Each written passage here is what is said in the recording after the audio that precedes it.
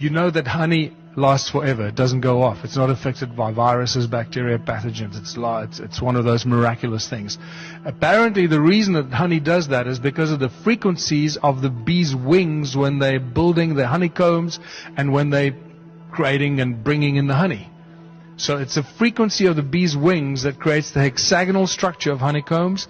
It's also interesting is that the hexagonal structure is a structure of oxygenated and structured water that cures disease. This is really important. If any one of you can go and record the frequency of bees in a beehive, the buzzing of the bee's wings, and you take that frequency to a lab, a biochemistry lab, and you expose a petri dish of viruses, bacteria, and fungus to the frequency of the bee's wings, I suspect that that frequency will kill the bacteria. George Lakhovsky's multiple wave oscillator is a spectacular device with which he cured his father, listen carefully, he cured his father of quadriplegia.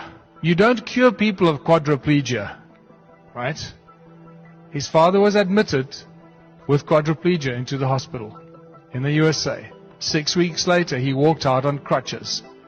The way he treated him is every day he walked in there with a little small handheld portable multiple wave oscillator from George Lakhovsky and treated him for about 45 minutes up and down his spine, after which he exposed him to color light therapy for another hour. He did this for 4 weeks, 6 weeks. His father walked out on crutches.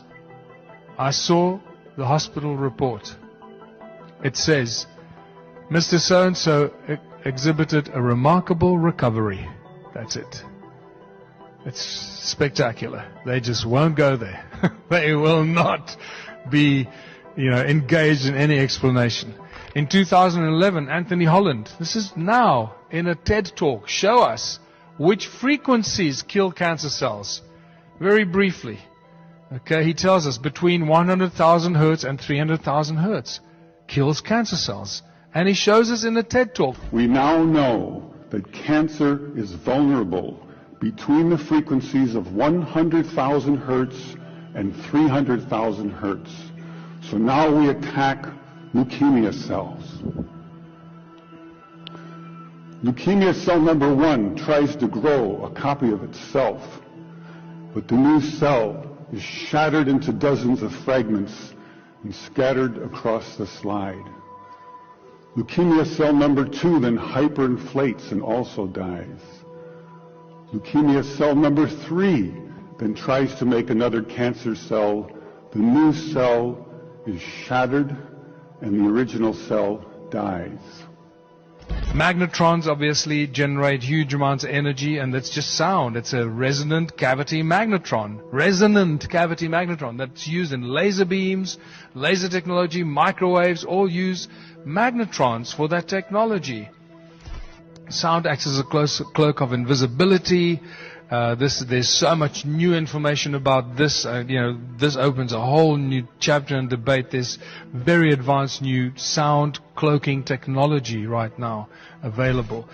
This plastic 3D acoustic pyramid acts as a acoustic cloak, make things invisible when you put it underneath it, when you expose that pyramid to specific sound frequencies. And that pyramid is reminiscent of what? Is reminiscent very strongly of Eastern architecture. Sound creates hurricanes. In 2003, these guys lodged a patent to create hurricanes with sound. And then here's another one. Sound creates supercluster galaxies. When I said earlier, the lower the frequency, the larger the cymatic shape. Now you've got a frequency that's 57 octaves lower than middle C, rumbling away from a supermassive black hole in the Perseus cluster in the key of B flat, creating a supercluster galaxy. And it's amazing. This is apparently an image of it. I like the one on the left because when you watch Hans Jenny's Cymatics documentary, that looks identical to the images of lycopodium powder on a metal plate with sound frequencies on it. This is like lycopodium powder that's creating supercluster galaxies. This is insane. So you start to get the idea of as above, so below. There's no end. This is what really disturbs me. The fact that we could put out fire with sound, and yet this is